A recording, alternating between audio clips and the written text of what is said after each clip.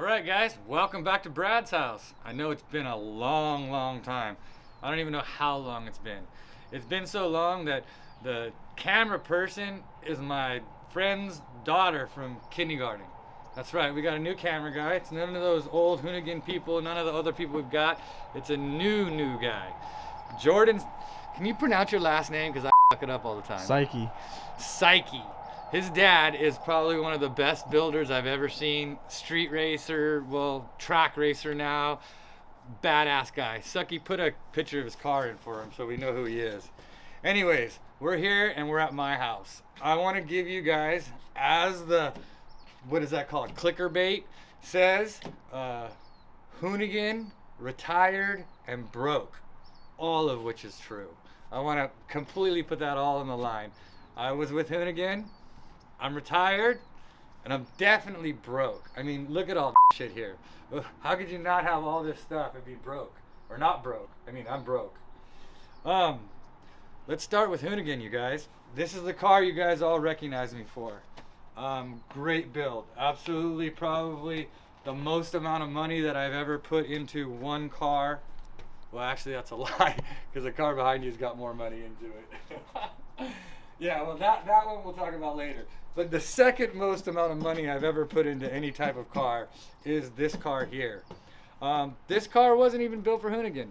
This car was built for a track that Mr. Sucky here and his dad actually don't even like. It's our local track. It's one of our only local tracks that's still open. It's Irwindale. I was a rat rod guy. I built a rat rod. I took it there to race it, and they didn't really like the rat rod idea. We'll show that car. It's back there. I still have it. It's still my favorite. And they didn't approve of the safety that I was going in at the speeds I was going.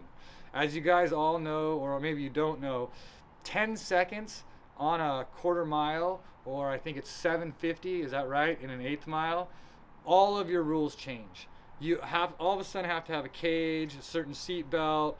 You have to have fire harnesses, or fire restraints. Just the rules go out the window when you go underneath that speed. Well, my old rat rod was tapping on those doors, and they kicked it out. And they're like, "Yeah, we're done with that.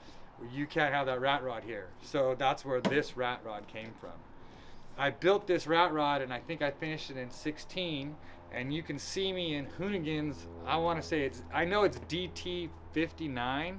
So it's if you look up Hoonigans DT59, you'll see this car when it's in the Long Beach yard.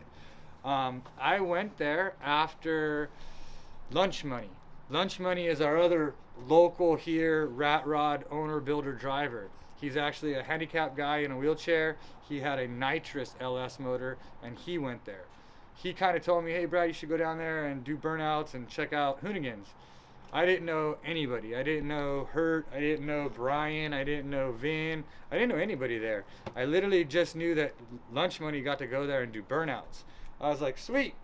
Finish this car. I needed to go someplace to just do a shakedown. I was driving it. I wanted to do launches. I wanted to test it. I was like, cool, these guys are going to let me come down and just do burnouts out their yard. I just got to bring my car. No problem. Drove the car down there, and sure enough, I think Vin walked out onto the little stage area there right there, and he's like, "This is your car? Yeah, you build it? Yeah. Hey, why don't you come back and film for us, and we'll do a little video about it." I was like, "Yeah, it sounds cool." I really wanted to just go do burnouts. All I wanted to do is do launches in the car. They're like, "Oh, do you think it'll do a wheelie?" And I'm like, "Yeah, I don't know, maybe, probably not, but we could try." I get invited back to go film with this car. You guys can watch DT59, the filming of this car. Nervous as hell, had my cowboy hat on, looked like a fool. The car did not do a wheelie. The car literally burned out. The very next week, we took the car to the track, and the car ran 630s. 630s in the eighth mile, and I think it went 950s at Famosa. So the car did really well right out of the gate. Not gonna lie, it did good. As well, back to Hoonigans, they enjoyed the car, and Hurt and all of them.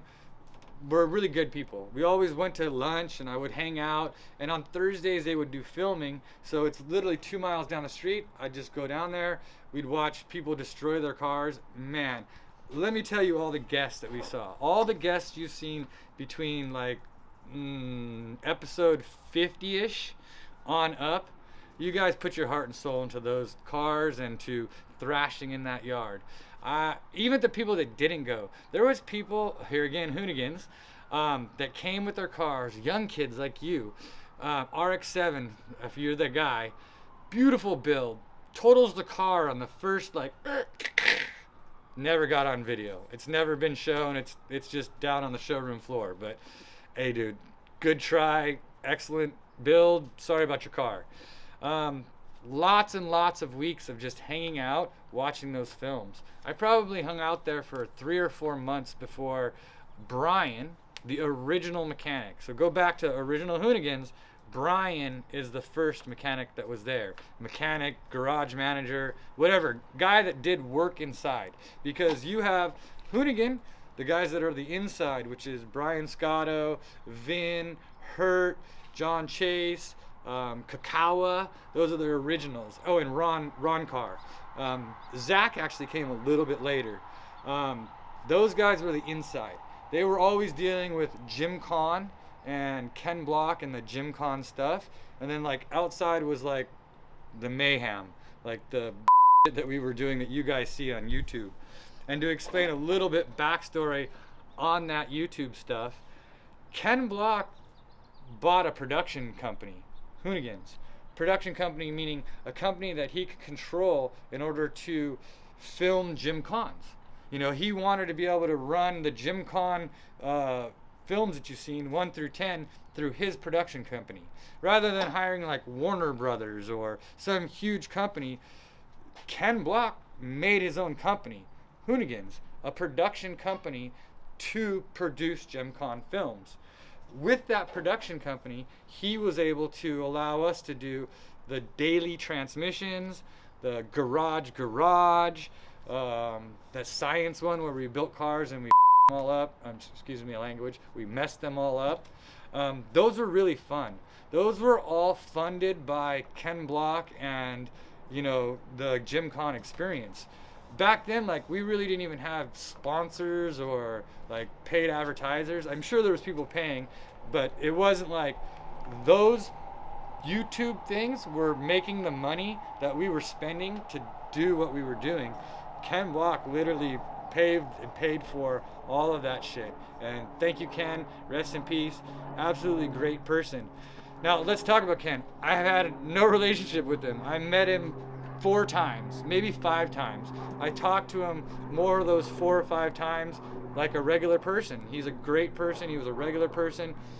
He's a great normal dude, you know. Friends? No, I worked for him. I was an employee of Hoonigan, and I say that briefly, I was a subcontractor of Hoonigan. I was never actually a real employee. I was just subcontracted for days to do work. So through the whole time through YouTube, I was paid a daily rate as a subcontractor, kind of like what I do in real life. I'm a subcontractor for plumbing, electrical, and air conditioning. That's the main job that I do. That's what pays for everything here is a real job. It's called plumbing, electrical, and air conditioning. So all you kids, kid behind the counter, so your dad is happy about this, don't become a YouTuber. Entertainment doesn't pay. The percentage of entertainment people that are rich is like this. The percentage of people that are construction workers that have money and toys are like this. You know, so you can either be an entertainer and be in this level of maybe making money, or you could actually get a real job that produces something, that makes something that somebody needs. You know, electrical, gas, water, air conditioning, a house, you know, something that somebody needs. You'll always be busy and you'll always have money. And if you're good at your job, hence kind of like his dad, there's people lined up to make you work. Like, you have to take a list and say, hey, no, I can't do this job because I'm spending this time to do this job right to get to the next job. Not YouTube, not entertainment. So let's not get on a tangent into that at all. Let's go back to Hoonigan. Got invited back, started working with Brian, the first mechanic, And then Brian left. Right after Brian left, which, God, man, Brian, you were awesome, dude. Brian is the one who helped me set up this 4-link setup. He's the one who made this thing go as straight as it has the first time, which I really haven't touched. When Brian left, it was me and Dan. Everybody remembers Dan, right? Me and Dan the whole time. Well, Dan was hired to take on like the big project shows. So if you guys remember, some of the big project shows were like the Chevy diesel thing that they did. Never got finished, never got used. The Impala car with the big block. Never got finished, never got used. I was more like the junk builder, kind of like my house.